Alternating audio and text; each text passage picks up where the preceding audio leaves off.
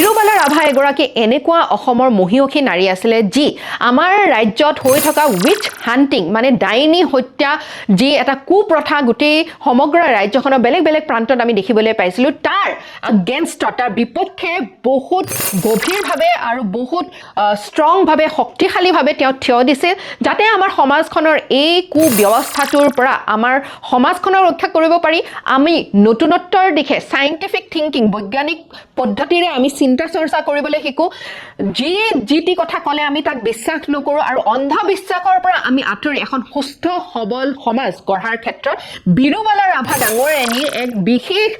মানে অৱদান আছে এই অৱদানৰ বিষয়ে আমি প্ৰত্যেকজন অসমীয়াই জনাটো অতি গুৰুত্বপূৰ্ণ যাতে আমি বুজি পাওঁ যে আমি প্ৰত্যেকজন অসমীয়াৰ দায়িত্ব কি আছে আমাৰ ভাল এখন অসমীয়া সমাজ গঢ় দিয়াৰ ক্ষেত্ৰত আজি তেওঁৰ বিষয়ে আমি আলোচনা কৰিম মে 13 তাৰিখটো ডে এগেইনষ্ট সুপাৰষ্টিচিয়াছ বিলিফছ বুলি ঘোষণা কৰা হৈছে আৰু ইয়াক পালন কৰা হয় সুপাৰষ্টিচিয়াছ বিলিফছ মানে হৈছে অন্ধবিশ্বাসৰ লগত যি জড়িত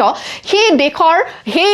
মানে ধাৰণাবিলাকৰ বিপক্ষে থিয় দিয়াৰ কাৰণে এটা বিশেষ দিন ধাৰ্য কৰা হৈছে এই দিনটো ধাৰ্য কৰাৰ মূলত কাৰণ হৈছে আমি বিৰুবালা ৰাভা ডাঙৰীয়ানীক সন্মান প্ৰকাশ কৰোঁ এই দিনটোৰ জৰিয়তে কাৰণ তেওঁ আমাক শিকাই থৈ গৈছে অসমীয়া সমাজখনক শিকাই থৈ গৈছে বৈজ্ঞানিক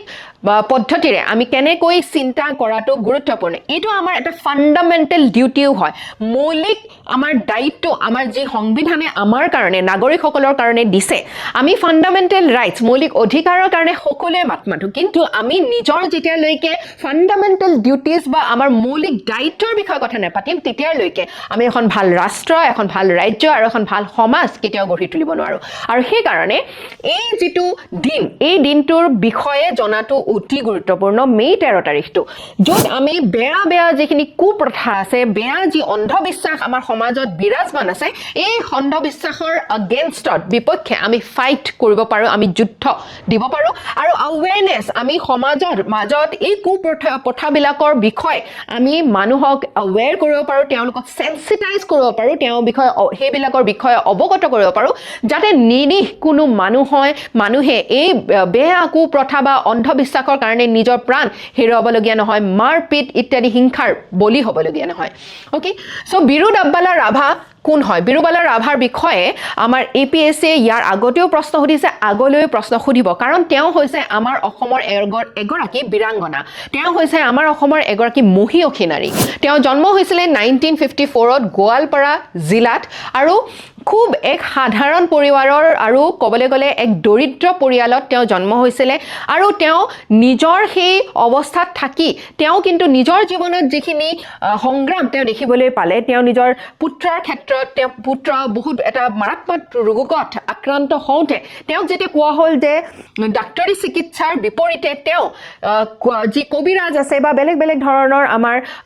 মানে ওজা সমূহ আছে তেওঁলোকৰ ওচৰত গৈ এই চিকিৎসা কৰিব লাগে তেতিয়া সেই কথাত তেওঁ অমান্তি হ'ল আৰু অমান্তি হৈ তেওঁ যেতিয়া দেখিলে এই গোটেই কাৰকবিলাক আচলতে কেনেকুৱা ধৰণৰ হয় আৰু আমাৰ সমাজত কেনেধৰণে এই যি কুপ্ৰথা আছে এই যি বেয়া মানে অন্ধবিশ্বাস আছে কেনেকৈ এজন মানুহক দুৰ্বল কৰি দিয়ে কেনেকৈ এটা পৰিবাৰক দুৰ্বল কৰি দিয়ে আৰু সমাজখনক একেবাৰে বেয়া ৰূপলৈ লৈ যাব পাৰে আৰু সেইকাৰণে তাৰে পিছৰে পৰা তেওঁ উইচ হান্টিং মানে হৈছে আমাৰ ডাইনী হত্যা এগৰাকী মহিলাক যদি এখন গাঁৱত বেয়া কিবা হৈছে অপায় অমংগল হৈছে যদি গাঁওখনত দুৰ্ভিক্ষ হৈছে যদি গাঁওখনত কিবা বেমাৰে দেখা দিছে কোনোবা এগৰাকী মহিলাক তাৰ কাৰণ হিচাপে বাছি লোৱাটো কোনোবা এগৰাকী মহিলাক তাক জগৰীয়া বনোৱাটো এটা বহুত বেয়া সামাজিক প্ৰথা আমি দেখিবলৈ পাওঁ সেই প্ৰথা আজিৰ দিনতো কিন্তু শেষ হৈ যোৱা নাই আৰু সেই প্ৰথাৰ কাৰণে এগৰাকী দুৰ্ভগীয়া মহিলাই যি ধৰণৰ অপমান যি ধৰণৰ শাস্তি যি ধৰণৰ হিংসাৰ বলি হ'বলগীয়া হয় এয়া সঁচাকৈ এখন সুস্থ সমাজত বসবাস কৰি থকা আমাৰ নিচিনা ব্যক্তিসকলৰ বাবে বৰ দুৰ্ভাগ্যজনক এটা কথা আৰু তাৰ বিৰুদ্ধে তেওঁ যেতিয়া থিয় দিছিলে আৰু ভাল এই বাৰ্তাবিলাক সমাজৰ মাজত লৈ যাবলৈ তেওঁ চেষ্টা কৰিছিলে তেওঁ বহুখিনি সমস্যা বহুখিনি প্ৰত্যাহ্বানৰ তেওঁ সন্মুখীন হ'বলগীয়া হৈছিলে কিন্তু তেওঁ সাহসেৰে সেই সমস্যাবিলাকৰ সন্মুখীন হৈছিলে প্ৰত্যাহ্বানৰ সন্মুখীন হৈছিলে কাৰণ আমি জানো সমাজত চলি থকা যি প্ৰথাই হওক সেয়া ভালেই হওক বা বেয়াই হওক সেয়া যদি আমি সলনি কৰিবলৈ যাওঁ তেতিয়া সমাজে বৰ ভালকৈ আমাক গ্ৰহণ নকৰে কিন্তু সেয়া কৰিবলৈ গ'লে আমি বহু লোকৰ কৰ্থনা শুনিবলগীয়া হয়, বহু লোকৰ বেয়া ভাষ্যৰ আমি বলি হ'বলগীয়া হয় আৰু তাৰ কাৰণে আচলতে বহুত বেছি সাহসী হোৱাৰ প্ৰয়োজনীয়তা আছে